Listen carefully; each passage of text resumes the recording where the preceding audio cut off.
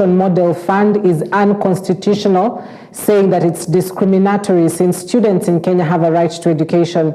The court further said that it's the government's responsibility to fund public universities, adding that passing the responsibility to parents is a violation of the Constitution and that the legitimate expectation was violated.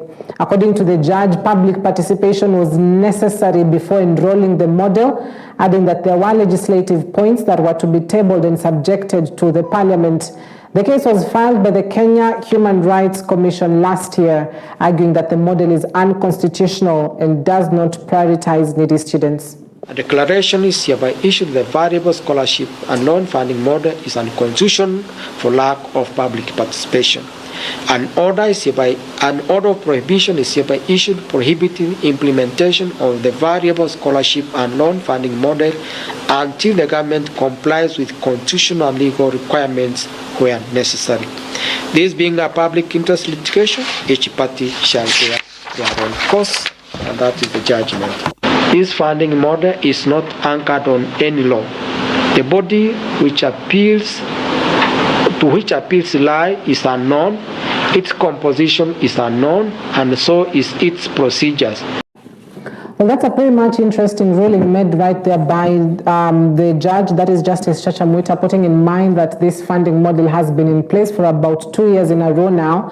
And so question is now, what are the ripple effects of this particular judgment by the High Court? We do expect the government will be appealing that judgment at the Court of Appeal, but still throws the university sector, especially with the funding model, into a limbo on which model does the university use. Does it use the old funding model or still on the new funding model, keeping in mind that we're expecting obviously students to be joining campus come January in various schools across the country. So we'll be keeping tabs with that just to see the reactions that come in and whether or not government will be filing an appeal at the Court of Appeal.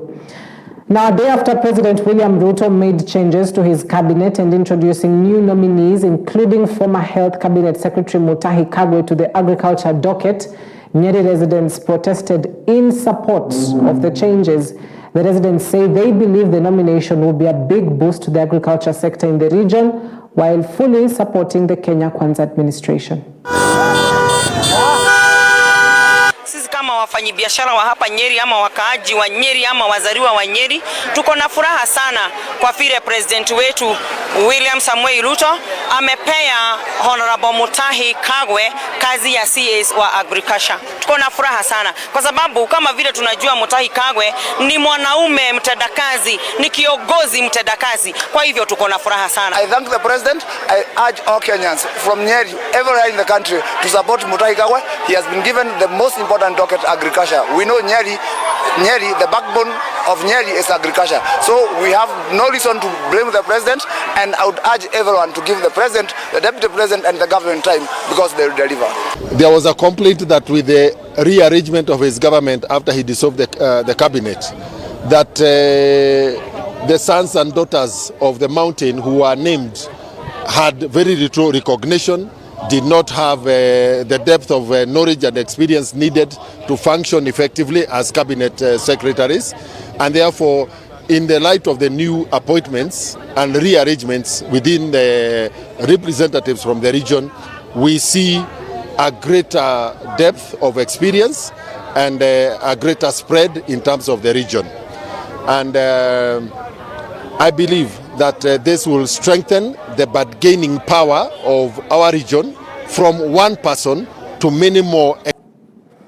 Other leaders have also hailed the changes, saying the former Health Cabinet Secretary is the man for the job and he will perform in his new functions. A section of the leaders has slammed the former Deputy President Rigathi Gachagua for driving what they term as anger talks against the regime, which he was part of following his impeachment. The leaders believe the Mount Kenya region is unsettled, even as President William Ruto tries to calm the ever-rumbling mountain. Kwa ile appointment sio tambaa alifanya. Pongezi. Ajuzi aliweka watu wa broad based, inji ikatulia. Jana ameleta watu wengine kwa serikali. Nataka kushukuru Mheshimiwa Rais wetu. Endelea hivyo hivyo.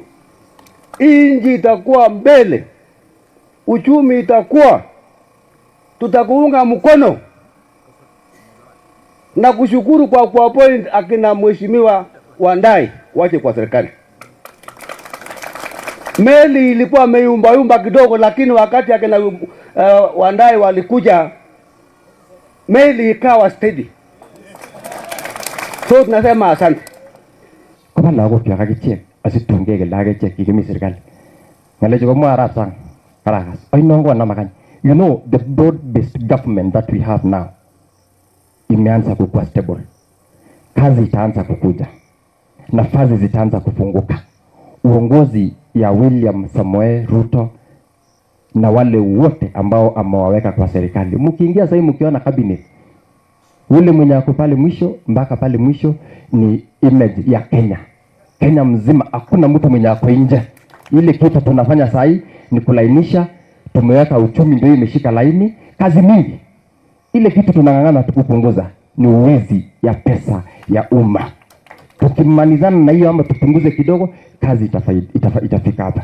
Mheshimiwa Rais alifungua ukurasa mpya katika mambo ya uongozi baada ya uchaguzi. Akaleta watu wote pamoja. Mimi ni kuwemo ndani yao, si ndio? Hata baba, si ndio? Hata juzi Uhuru Muigai Kenyatta akaingia ndani. Hiyo ndio dhihirisha kwamba Mheshimiwa Rais anataka Kenya ambayo iko kimoja, si ndio? Kenya ambayo iko na umoja.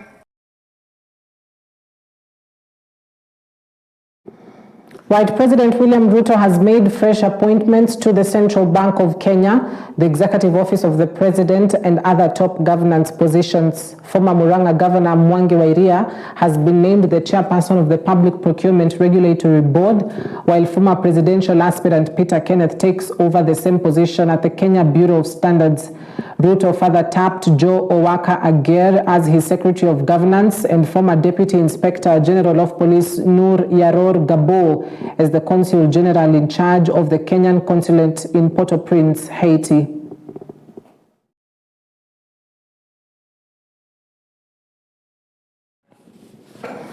Let's keep up with the second in command. Deputy President Professor Kithure Kindiki championed the government's initiative of vaccination of livestock for an open market in the Middle East. According to Kindiki, the program is voluntary and not by force, so as to facilitate the export of leather, among other products. The Deputy President has asked those politicizing the initiative to stop, as they are misleading Kenyans, especially the farmers.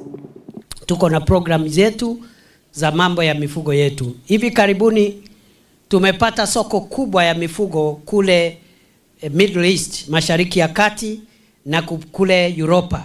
Tumepata soko kubwa ya mifugo.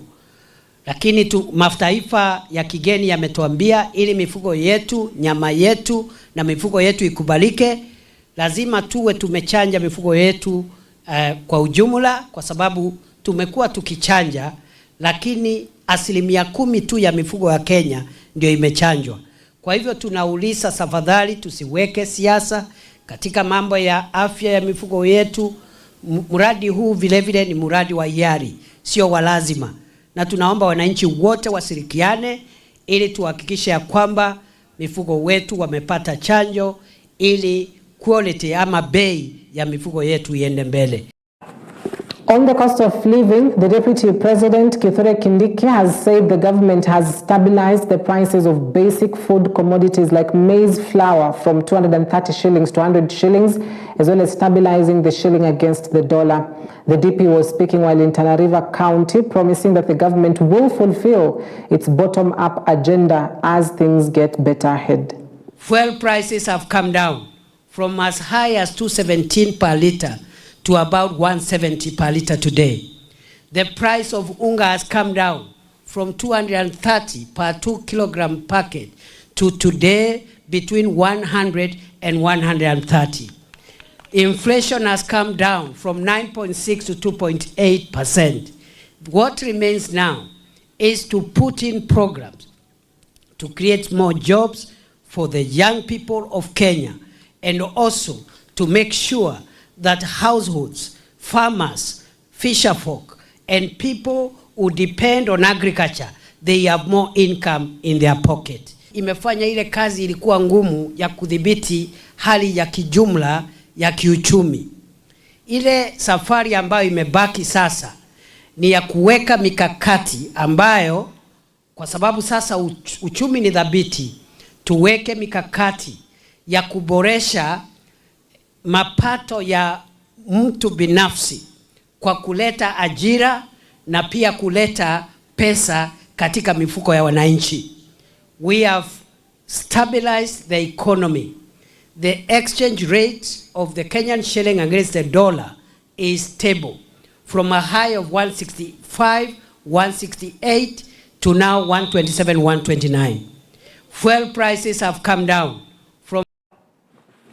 Immediate former acting Interior Cabinet Secretary Musalia Mudavadi has officially handed over the Interior Ministry to the incoming CS Kipchumba Murkomen after more than a month of holding office that was left vacant after the exit of Deputy President Kithure Kindiki.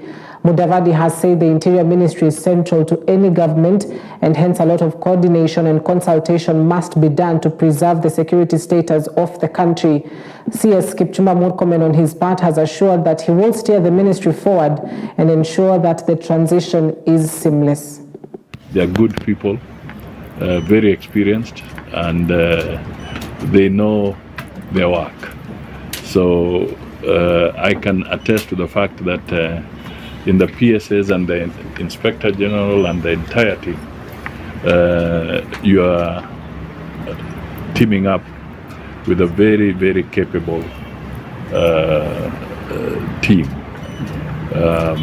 And that is why our security situation remains very robust and steadfast.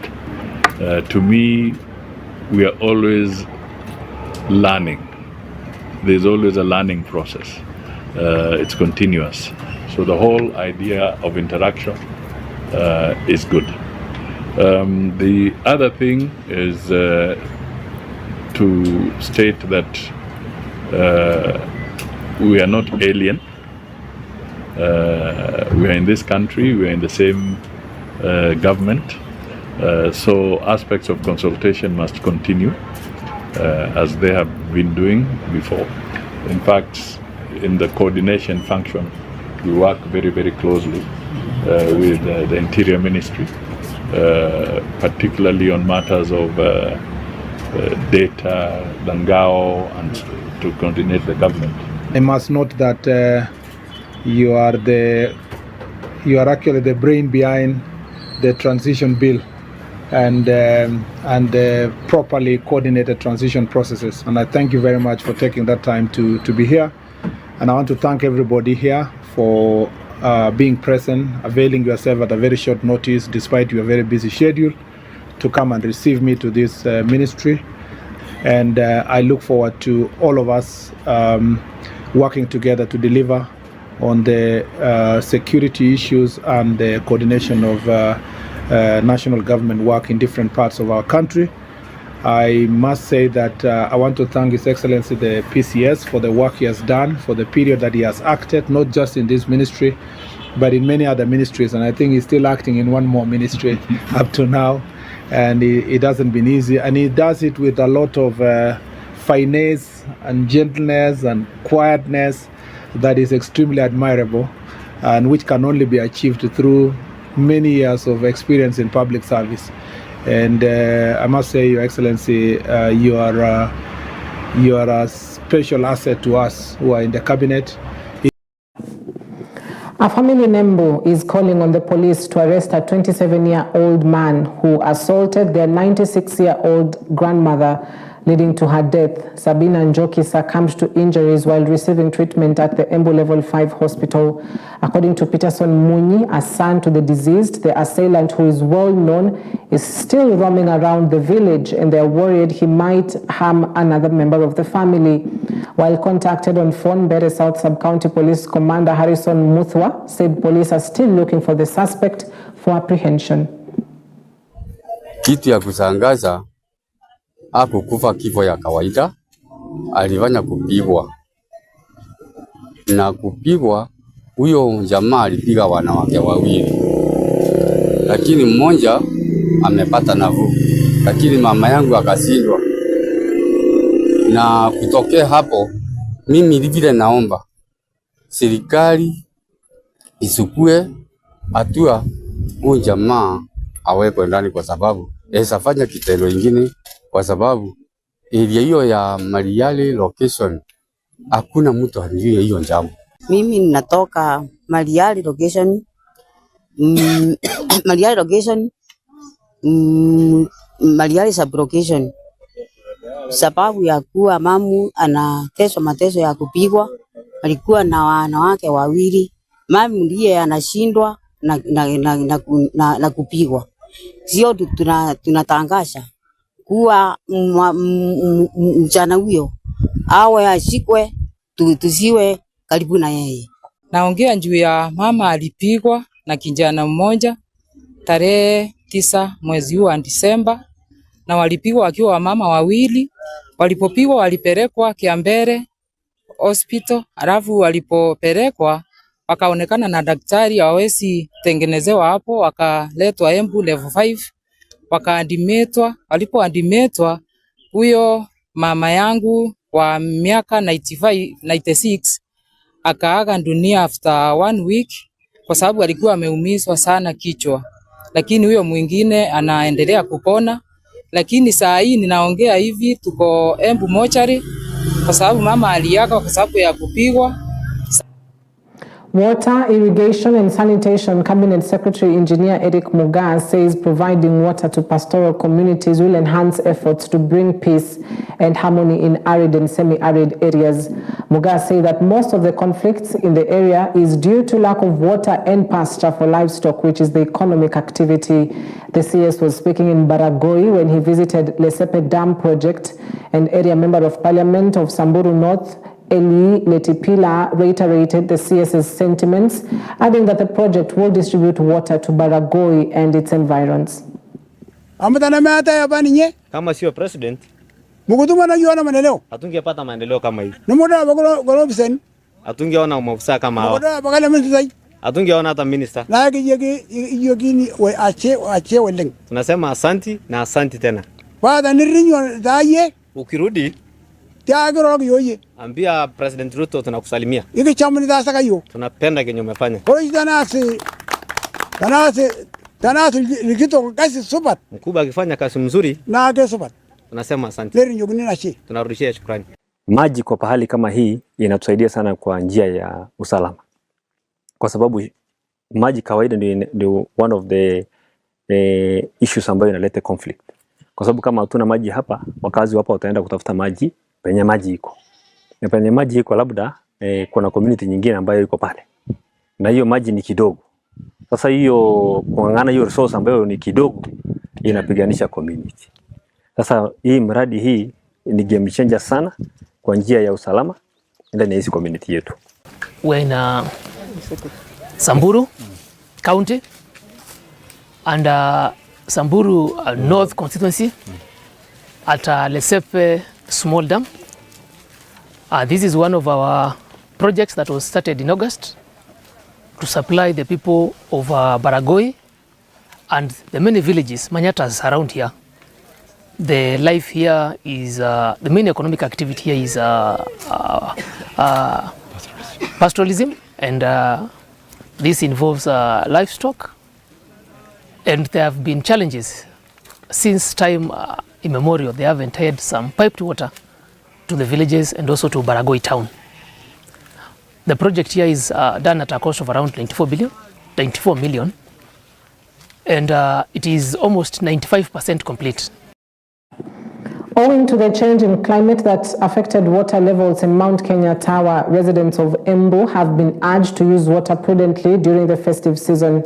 Embu Water and Sanitation Company Limited, EWASCO Managing Director James Njeru, observed that the company has faced a myriad of challenges ranging from illegal water connections and vandalism, with the company losing more than 15 million shillings annually. While wishing residents a Merry Christmas and a Happy New Year, Njeru stated that they are working closely with their customers to reduce non-revenue water and are set to establish new intake and catchment areas to meet the rising demand. He assured the residents of Embu of continued flow of water without disruptions throughout the festive season. Naona hali ya hewa imebadilika ama climate change, na kama vile unavyojua kama sasa hivi wakati huu wa Disemba huwa ni muhula wa mvua, lakini tunapoona mvua imepungua, na kwa sababu ya hiyo ningetaka kutahadharisha wateja wetu wakuwe waangalifu sana katika utumizi wa maji, kwa sababu mvua kama itaendelea kunyesha, kama itanyesha katika siku ambazo zimebaki mwaka uishe, inamaanisha tukianzia mwezi wa Januari viwango vya maji katika mito zitakuwa zimepungua, na hapo kuwa na njaa ama upungufu wa maji. Na kwa hivyo ningeuliza watu tafadhali waweke mbinu za kuweka maji na waweke mbinu za kutumia maji kwa njia inayofaa, ndio tusinje watu wengine wakakosa maji. Lakini hata hivyo tunajaribu juu chini, sababu tunataka kupanua zile sources zetu ama chanzo za maji zetu, ambapo tunataka kufanya intake nyingine pale pande ya Kapingazi, ndio tuweze kuongeza katika viwango vya maji. So tungeuliza wananchi at least waendelee kushirikiana na sisi, na tunashukuru sana wananchi wetu kwa sababu wamekuwa waaminifu katika kulipa maji, hata kukiwa na ile malipo mpya, matarifu mpya iliyopendekezwa na WASREP.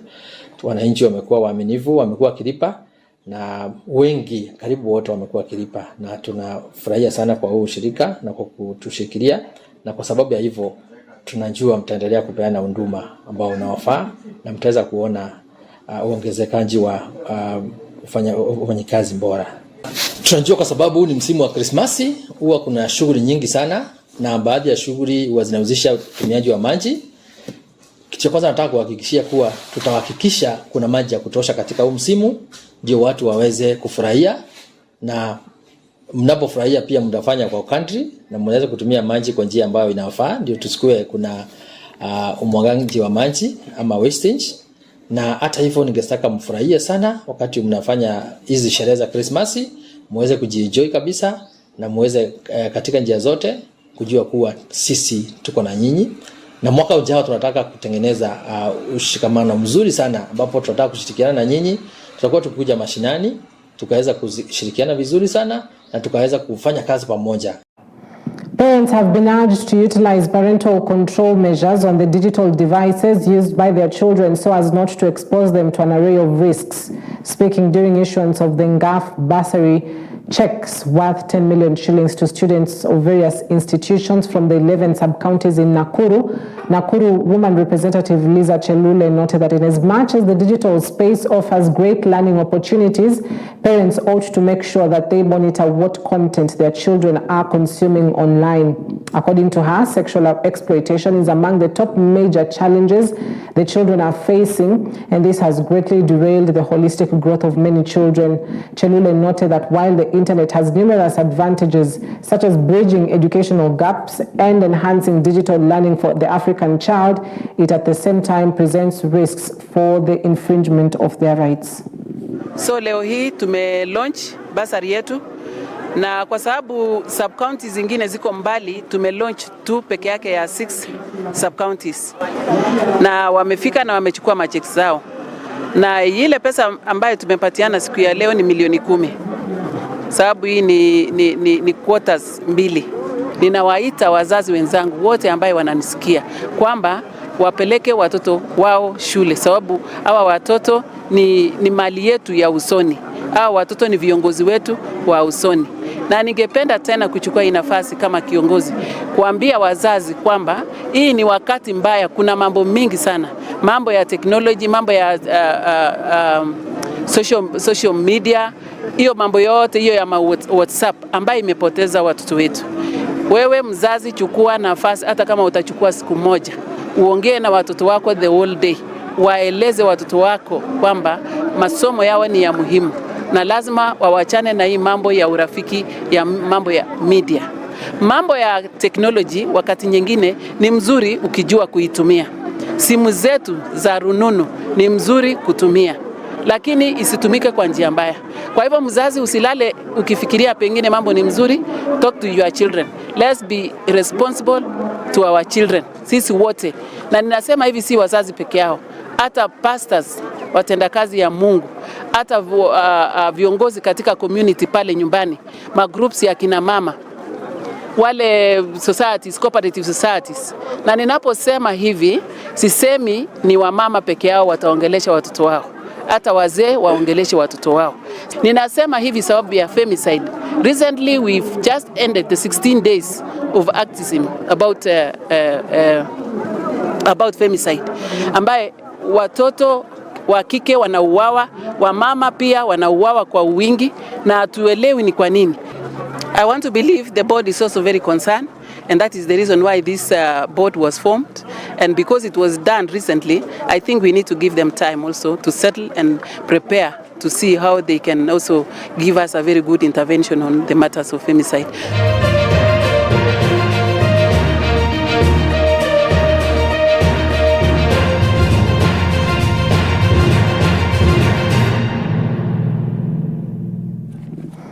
Kenya is pulling all the stops to be ready to host the African Nations Championships in February 2025. Consequently, renovations at Moi Sports Center Kasarani and Nyayo Stadium are progressing according to plan. Ulinzi Sports Complex and Police Sacco Stadium in Nairobi and the Kirigiti Stadium in Kiambu will be used for training ahead of CHAN, and they are also under renovation and will be ready ahead of the championships. President William Ruto met the Confederation of African Football President Patrice Motsepe in State House and thanked him for the organization's show of confidence in the country's ability to host the games. Motsepe's delegation were CAF 4th Vice President Seido Mbombo Njoya and the Secretary General Veron Mosengo Omba. Also present were Federation of Kenya Football President Hussein Mohamed, Vice President MacDonald Mariga, and CHAN and AFCON Head of Secretariat Mike Rabar.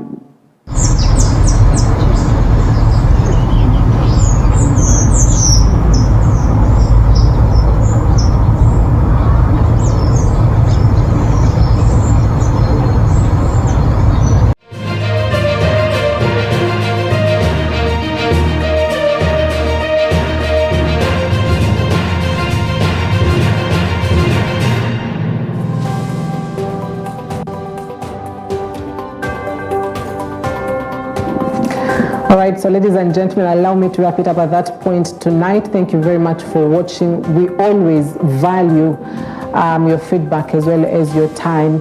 I hope that you have a blast over weekend. For those who have already closed work and are planning to travel, well, I wish you a very safe trip to your rural destinations. For those who will be remaining in Nairobi working and doing businesses here and there as well, take care of yourself and stay safe. My name is Cynthia Nanjala. See you on Monday, same time, same place. Good night. Enjoy the rest of your weekend.